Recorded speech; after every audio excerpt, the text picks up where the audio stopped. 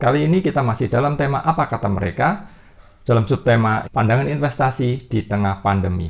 Saudara, kali ini kita akan mengulas pandangan Charlie Munger, Vice Chairman dari Berkshire Hathaway. Terima kasih atas like Anda, karena setiap like Anda akan mempengaruhi algoritma YouTube sehingga video dan kanal ini semakin bermanfaat. Terima kasih.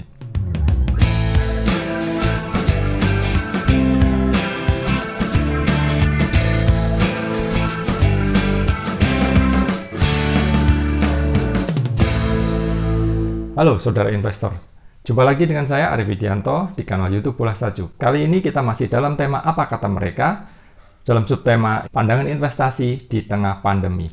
Saudara, kali ini kita akan mengulas pandangan Charlie Munger, Vice Chairman dari Berkshire Hathaway, perusahaan investasi yang dikelola secara bersama oleh Warren Buffett dan Charlie Munger, dan bagaimana pandangannya, terutama berhubungan dengan pandemi atau investasi di tengah pandemi kali ini.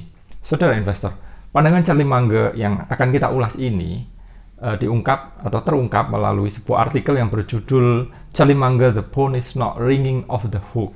Artikel ini dimuat pertama kali di Wall Street Journal di kolomnya Jason Zweig.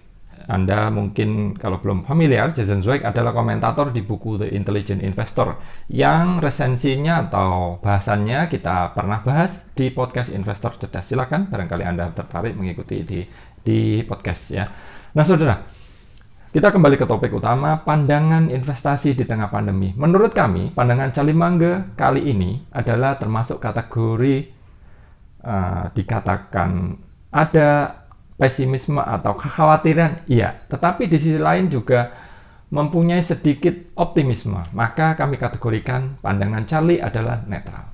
Nah saudara, dari artikel yang dimuat di Wall Street Journal ini dan kemudian dimuat ulang di Morningstar, linknya ada di deskripsi ya. Jason Zweig mengungkap bahwa pada 2008 hingga 2009 ketika krisis subprime mortgage, krisis perumahan ya, hipotek perumahan di Amerika Serikat terjadi. Itu kan parah banget, bursa juga hancur-hancuran, termasuk di Amerika dan di Indonesia juga kena. Nah saudara, pada saat itu Berkshire sempat memborong beberapa perusahaan besar, di antaranya General Electric, Goldman Sachs, dan sebuah perusahaan Burlington Northern FA gitu ya. Totalnya 10 miliar dolar. Nah, ini fenomenal sekali. Lalu, Jason Zweig bertanya, bagaimana dengan kondisi di kala krisis di tengah pandemi seperti ini? Apa yang dilakukan oleh Berkshire dan juga Charlie sebagai Vice Chairman di Berkshire Hathaway? Nah saudara, Charlie tidak langsung menjawab pertanyaan itu, tetapi Charlie menceritakan sedikit keadaan bahwa menurut Charlie, Warren Buffett ingin menjaga Berkshire sebagai kendaraan investasi mereka itu aman, karena kan banyak sekali investor konservatif, apakah itu dianggap funds Charlie Munger dan Warren Buffett atau memang Berkshire sendiri sebagai kendaraan investasi, kan fenomenal sekali. Dimulai dari harga saham di bawah 20 US dollar ketika Warren Buffett memulai, dan sekarang nilainya sudah ratusan ribu US dollar, 200-an ribu US dollar. Nah, banyak orang berinvestasi di Berkshire, di saham Berkshire, itu sekitar 90% dari uang atau modal mereka. Nah, kata Charlie, Warren itu ingin mengelola Berkshire sebagai kendaraan investasi yang konservatif, yang aman bagi mereka-mereka, investor awam, investor yang sudah tua, seiring tuanya Charlie sendiri yang sudah berusia 90-an dan Warren juga ya. Nah, seperti itu. Nah, sekarang kita, ini tentu menarik, kita bisa mengintip bagaimana sih pemikiran Charlie dalam hal ini. Sebagai, di satu sisi saya juga mengidolakan kedua kakek pengelola perusahaan ini ya, karena mereka memang memberi contoh-contoh yang baik dalam sikap konservatisme mereka,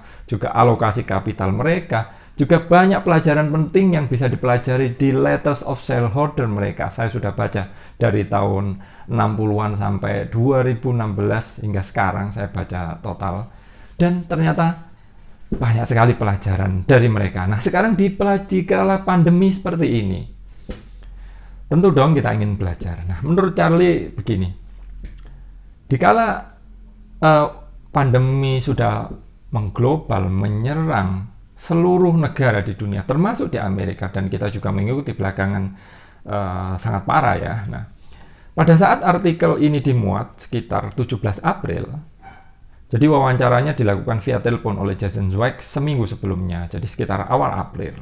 Nah, pada saat itu, keadaan tentu ekonomi juga sudah terasa banget ya. Unemployment meningkat pesat, kan kayak gitu. Di Amerika juga kita dengar, di Indonesia tentu saja. Bisnis-bisnis juga pasti terkena.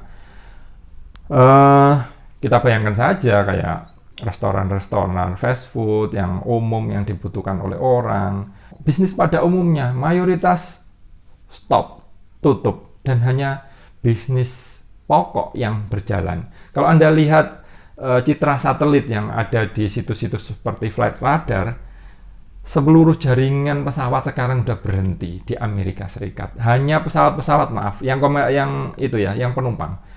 Mayoritas sudah berhenti.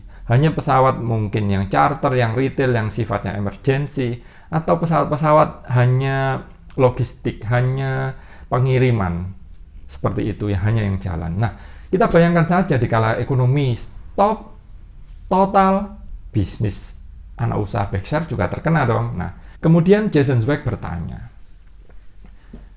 dikala ekonomi sudah lemah seperti ini, bagaimana dengan anak usaha Berkshire Hathaway? Anda mungkin yang belum tahu, Berkshire ini adalah konglomerasi sangat besar yang dimiliki oleh yang dikelola oleh Warren Buffett dan Charlie Munger secara bersama. Konglomerasi besar punya berbagai anak perusahaan di berbagai industri, dari retail, pesawat juga ada, kemudian pertambangan, energi, dan banyak lagi. Nah, Jason bertanya, apakah ada anak usaha yang kesusahan capital yang menelepon mereka berdua untuk katakanlah perlu injeksi capital karena keuangannya sudah berdarah-darah, seperti itu. Kita bisa anggap seperti itu kan, meskipun di artikel itu tidak dikatakan seperti itu. Nah, saudara, menariknya, Charlie menjawab, the phone is not ringing off the hook. Nah, maksudnya telepon belum berdering itu, maksudnya anak usahanya belum nelpon ke mereka gitu. Maka dijadikan judul artikel ini, yang di satu sisi kalau kita artikan secara konotatif, mungkin kita menganggap bahwa bila Charlie merasa bahwa situasi ini masih berbeda, masih belum ring a bell, belum membunyikan alarm tertentu bahwa ini loh saatnya beli. Kalau saya artikan konotasinya seperti itu. Tetapi yang dimaksud adalah the phone is not ringing off the hook, itu maksudnya telepon dari anak usahanya belum berdering, belum menelpon mereka, belum meminta injeksi capital, seperti itu. Jadi, kata Charlie lebih lanjut di artikel itu bahwa memang situasi kali ini tuh rasanya itu berbeda. Berbeda dalam arti di sisi lain, kalau saya terjemahkan, kalau menurut opini saya, ternyata meskipun bisnis berhenti, tetapi bursa juga ternyata setelah turun pada pertengahan Maret yang lalu, ternyata sekarang naiknya cepat sekali, sudah mendekati level level awal tahun mungkin kalau di Amerika. Ini situasi berbeda. Mereka Charlie bilang tidak tahu. Nah, saudara, kemudian Jason Zweig bertanya, apakah ini mendekati situasi Great Depression atau kemungkinan depresi besar? Tahun 1929 itu terkenal disebut sebagai depresi besar ya, zaman melas, kalau di orang-orang tua dulu cerita, zaman melas, zaman Malaysia. Apakah ini ada kemungkinan Great Depression baru? Pertanyaan Jason Zweig seperti itu. Menurut Charlie menjawab bahwa ini resesi, iya, dan sangat terasa. Tetapi seberapa besar resesi ini akan terjadi? Seberapa lama resesi ini terjadi? Charlie menjawab, nobody knows. Tidak ada yang tahu. Nah, ini di satu sisi kita bisa menangkap ada nada pesimisme dalam jawaban-jawaban Charlie Munger seperti itu. Kalau Anda ingin tahu detailnya, jawaban panjangnya silahkan dipelajari di artikel, karena kita menghormati hak cipta ya, kita ulas, kita ulas dan saya komentari sedikit ya. Nah, saudara, itu tadi jawaban pesimismenya. Namun di sisi lain, Charlie kemudian menambahkan bahwa Charlie tidak percaya bahwa ini akan seperti long-lasting Great Depression. Charlie tidak percaya ini akan seperti Great Depresi, zaman depresi besar tahun 1929 ya, 1929 sebelum Perang Dunia Kedua, bahwa depresinya akan perlu pemulihan hingga 10 tahunan kan masa itu. Nah, Charlie tidak percaya seperti itu. Tetapi kemudian Charlie menambahkan bahwa mungkin level pekerjaan di era pasca krisis ini, pasca corona ini mungkin tidak sesuai dengan level ketika tahun 2019 tahun yang lalu.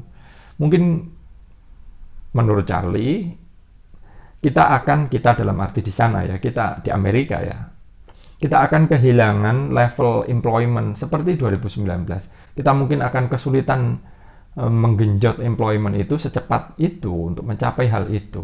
Bahkan Charlie menambahkan ada sisi pesimismenya yang lain bahwa mungkin Berkshire akan menutup beberapa bisnis.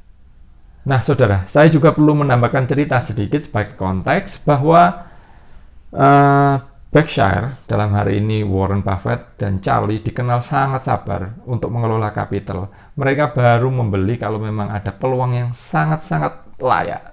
Dan mereka tahan untuk memegang cash dalam waktu yang lama. Nah, dari beberapa artikel termasuk yang ada di Motley Fool, linknya ada di deskripsi ya, nanti akan kita sajikan. Berkshire sudah akan menerbitkan surat utang baru. Nah, surat utangnya ini bernilai sekitar $1 billion atau lebih ya.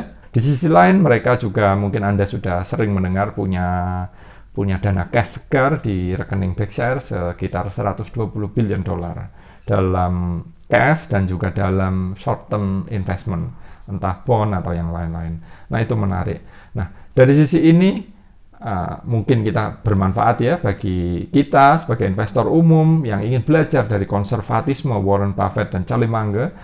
Ya, sekarang di kondisi sekarang saya rasa titik tolak atau titik utama yang bisa kita pelajari adalah pandangan Charlie Munger menurut kami netral. Dalam arti ada unsur kekhawatiran, siaga, tetapi di sisi lain juga ya ada sisi percaya ini tidak akan seperti Great Depression, long lasting Great Depression.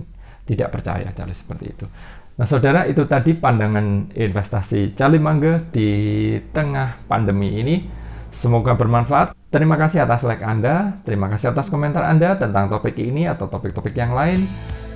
Sampai ketemu di episode berikutnya.